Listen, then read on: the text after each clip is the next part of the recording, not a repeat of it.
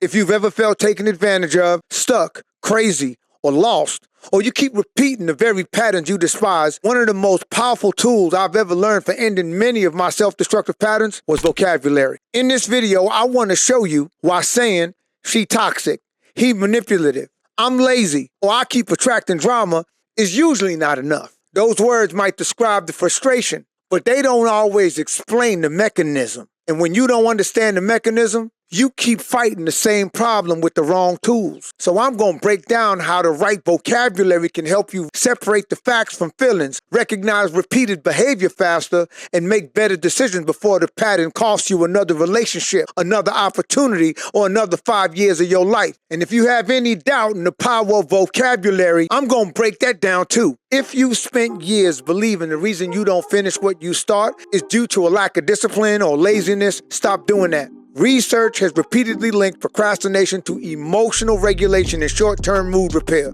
Now that means you're not necessarily avoiding the work. You're avoiding the emotional part of your creative process. Hence, your routines and resolutions fall apart.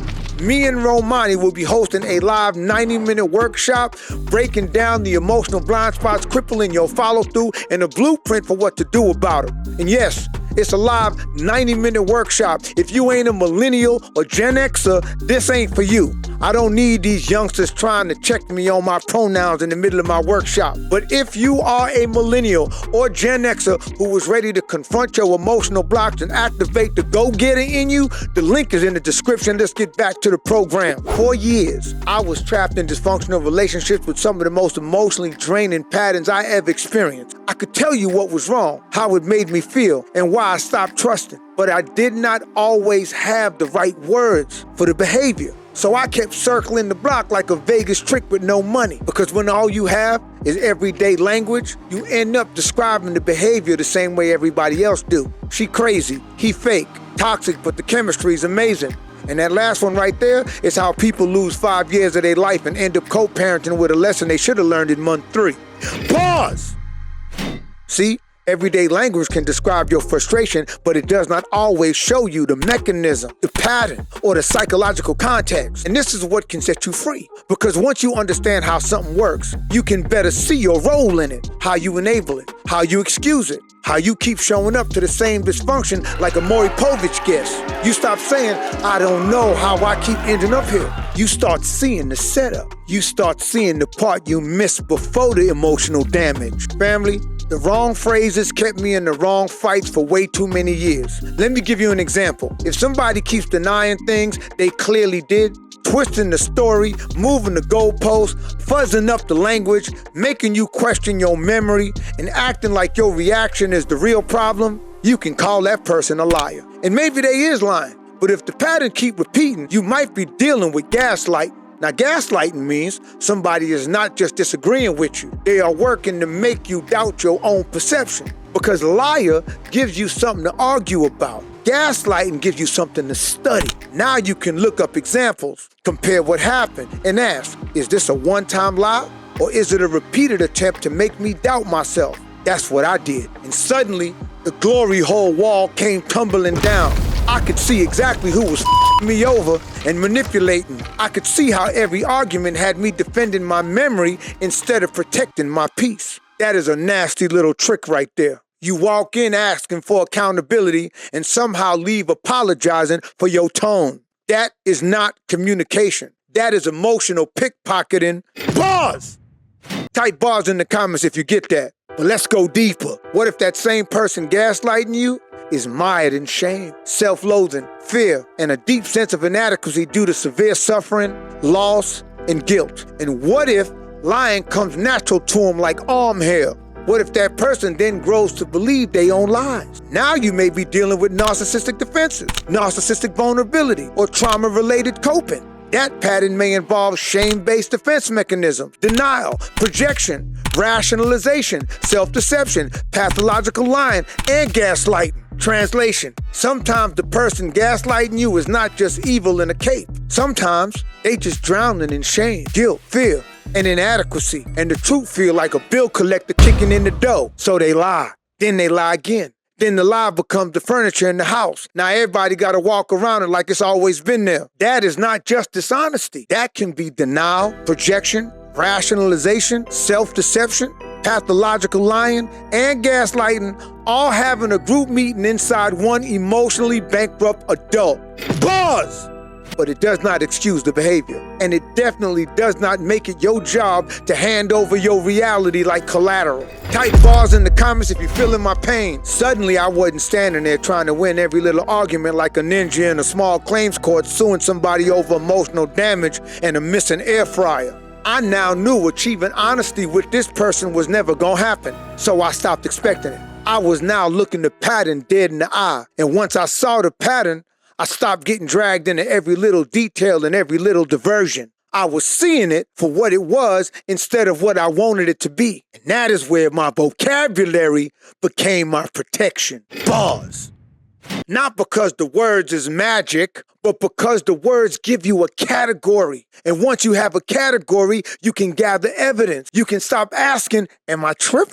You can sit in front of a real therapist, not these internet therapists with GED papers and good pussy, but like a real licensed mental health professional. No different from conceal and carry. They gotta be licensed in your state, you heard me? But you can start asking your therapist, mental health counselor, or psychiatrist, does this term match the behavior I'm experiencing? At this point, the gig is up.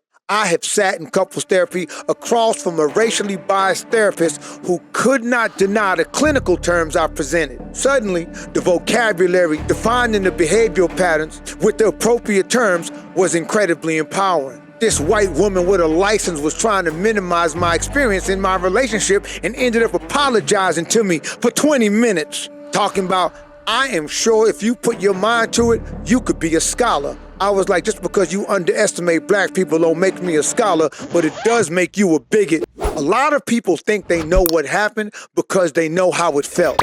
And that is where many of us get stuck. Family, the feeling is real, but the feeling is not always the full explanation. You can feel disrespected and still not understand the tactic. You can feel abandoned and still not understand the attachment pattern. You can feel drained and still not understand the family role you keep playing. That is why vocabulary matters. That's why I'm always introducing new terms and connecting them to everyday language in my videos. To be real, that's why most of y'all should be joining my damn Patreon, but that's a different conversation. Here's what I discovered. The right words can separate the pain from the pattern. For instance, if you call avoidance being chill, you might keep waiting on honesty from somebody whose survival strategy is manipulation and gaslighting when things get uncomfortable. If you call parentification, I have to grow up fast, you might never understand why you still feel responsible for everybody's emotions as an adult. If you call limerence love, you might confuse fantasy, obsession, and emotional hunger with real connection. The wrong word don't just confuse you, it sends you to the wrong solution. That's like going to Whole Foods for cut bait. You ain't catching much with that lab-made salmon. You need the right word, the right term, the right classification sometimes. And once you get the right word, now you know where to look. Same thing with your life. Type bars in the comments if you get that. I just realized something. I got to put on my platinum chain because that's my trademark. Got that shit for $59 on Amazon. Anyway, I am not saying every clinical term is automatically a diagnosis. Don't get goofy with it. Some people learn one psychological word and start acting like they got a clipboard and a parking pass at a mental hospital. Not everybody at Thanksgiving got a disorder because they passed a macaroni with an attitude. Or when all these women claim to be victims of narcissists and then 2 years later, the same women was accusing each other of being narcissists in their online communities. That is not what I'm talking about. Vocabulary is not there so you can diagnose everybody. Vocabulary is there so you can investigate better, consult better. It gives you a starting point. It gives you something to research. It gives you a way to compare what you experience with patterns other people have studied, named, challenged, and documented. Pause!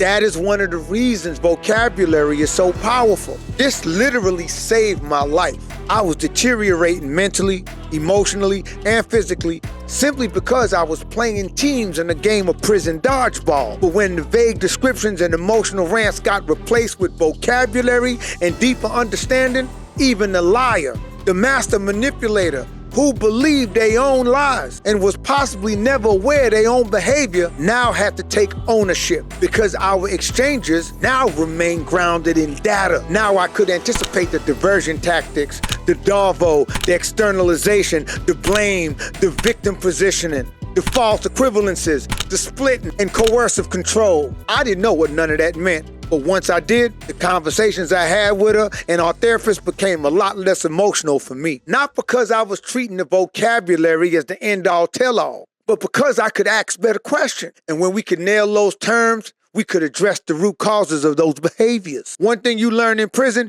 you gotta get to the bottom of shit before ninjas get to your bottom. Pause!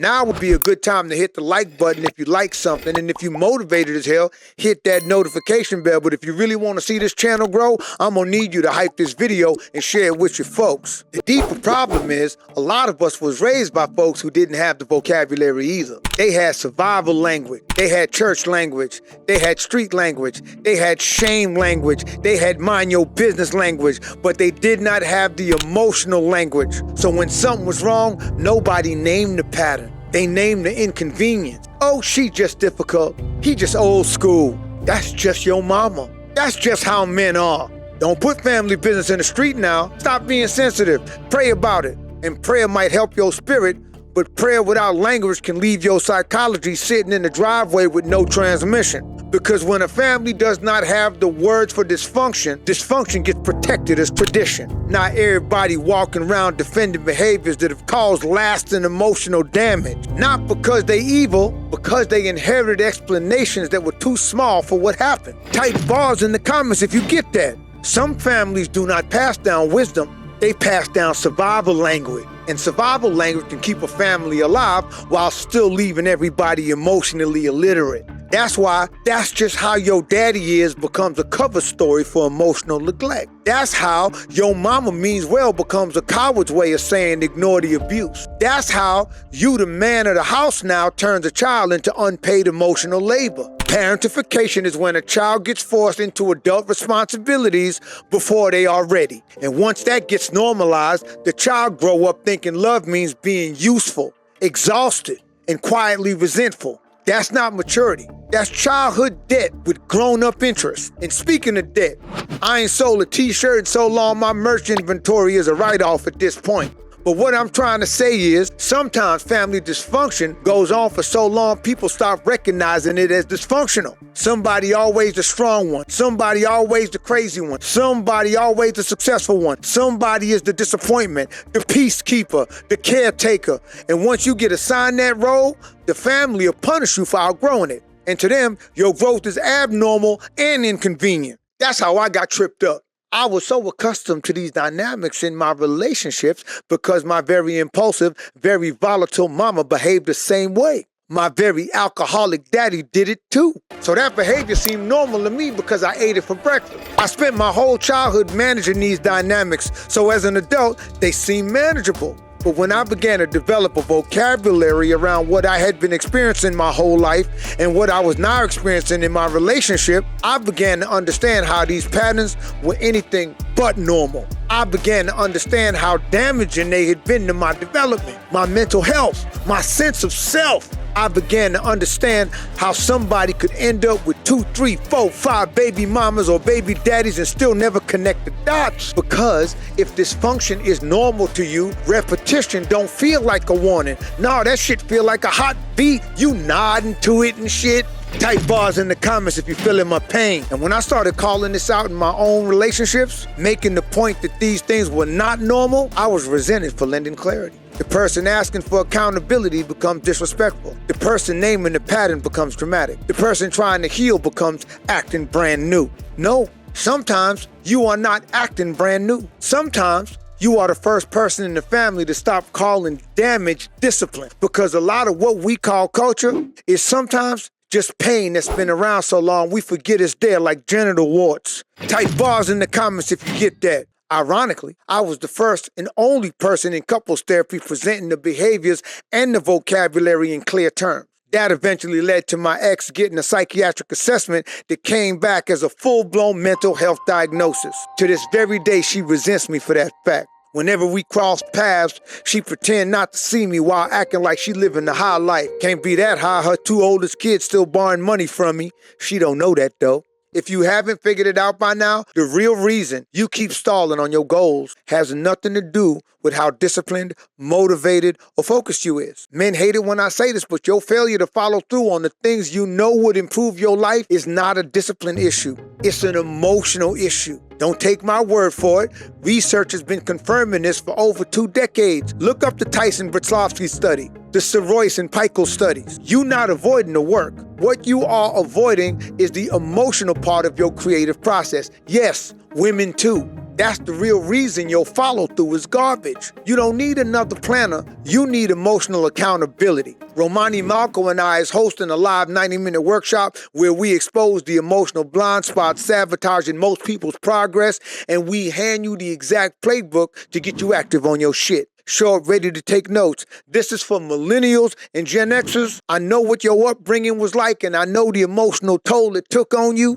The workshop is live for any millennial or Gen Xer who is tired of sleeping on your own ambition and needs some real ones to wake your ass up. The link is in the description. Now let's get back to the program. The point of learning these words, these terms, is not to sound smart. It's not to win arguments. It's not to sit around diagnosing everybody like you got a stethoscope from Temu.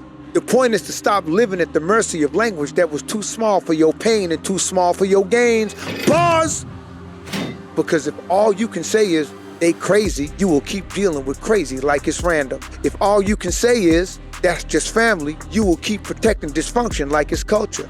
If all you can say is, I'm just bad in relationships, you might never realize you are reenacting patterns that started before you ever had a choice. That is why vocabulary matters. It gives shape to the invisible. It gives structure to the confusion. It gives your therapist something better to work with than, I don't know, doc, the vibes was demonic like the Palm Beach PD class. And once you can name it, you can study it. Once you can study it, you can question it. Once you can question it, you can stop obeying it. The words alone ain't healing. The words is the doorway. You still got to walk through it. You still got to tell the truth. You still got to stop romanticizing emotional damage. You still got to stop protecting people who need your confusion in order to keep their version of the story alive. And sometimes, the hardest part of clarity is accepting that somebody may never admit what you can now clearly explain. That is where you grow up. Not by getting the confession, not by winning the debate, not by finally making them understand. Sometimes you grow up by saying, I understand enough to stop participating, because vague language will keep you emotionally incarcerated. But accurate language can hand you the key. And some of y'all been holding that key for years like you gatekeeping toxicity.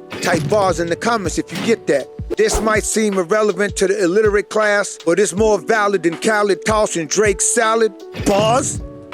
Many years ago, I was going through this book, Metu Neter Volume 1, The Great Oracle of Tahuti and the Egyptian System of Spiritual Cultivation. And one thing that stayed with me all these years, it was that even in spiritual systems like Metu Neter, words was never decoration. Words carried power. The right word could reveal a spiritual condition, expose the hidden pattern, and point you towards the force believed to correct it. That is why vocabulary matters. Because sometimes the word is not just a description. Sometimes the word can become the prescription. Bars. And for all you strong and independent, reliable folks who show up for everybody else but yourself, I got a word for you in this video right here.